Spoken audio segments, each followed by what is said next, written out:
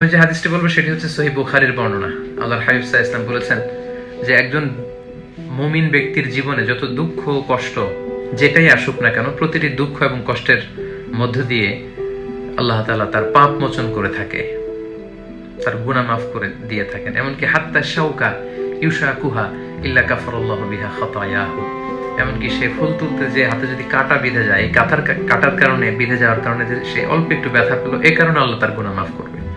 So আমরা যারা বিশ্বাসী, আমরা এই রোগ বালা মুসিবত দুর্যোগ বিপর্যয় মহামারী এগুলোতে যে কষ্ট আমাদের হচ্ছে, এই প্রতিটি কষ্টে আল্লাহ তাআলা আমাদের পাপগুলো মোচন করে দিচ্ছেন।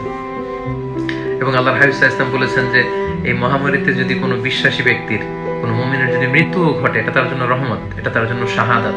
আর আমরা কে শাহাদাতের মৃত্যু চাই না?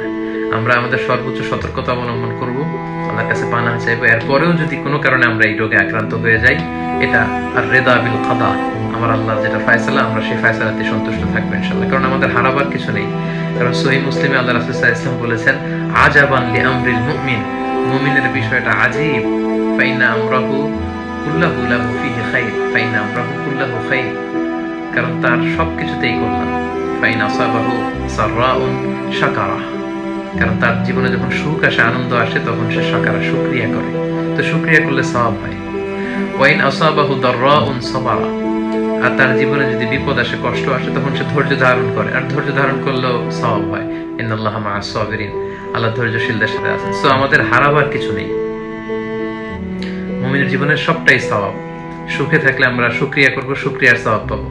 দুঃখে বিপদে রোগে আক্রান্ত হলে আমরা ধৈর্য ধারণ করব, ফলে ধৈর্যের সওয়াব পাবো, সবরের সওয়াব পাবো। সো আমাদের হারাবার হওয়ার কিছু নেই, আমাদের দুঃখিত হওয়ার কিছু নেই।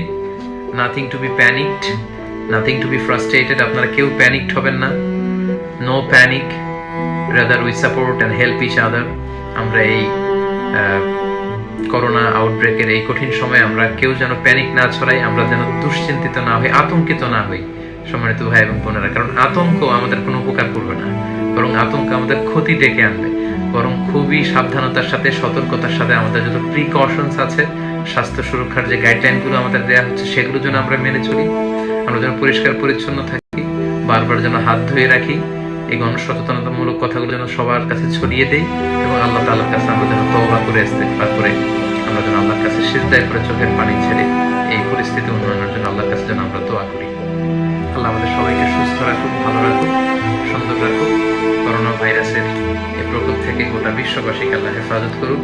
যারা আক্রান্ত হয়েছে, আল্লাহ তাআলা তাদেরকে দ্রুত শেফায়ে কামেলা আজেলা নসিব করুক। আমাদের যে সমস্ত ইমানদার ভাই এবং বোনেরা এই করোনা ভাইরাস আক্রান্ত হয়ে ইন্তেকাল করেছে, আল্লাহ তাআলা তাদের শাহাদাত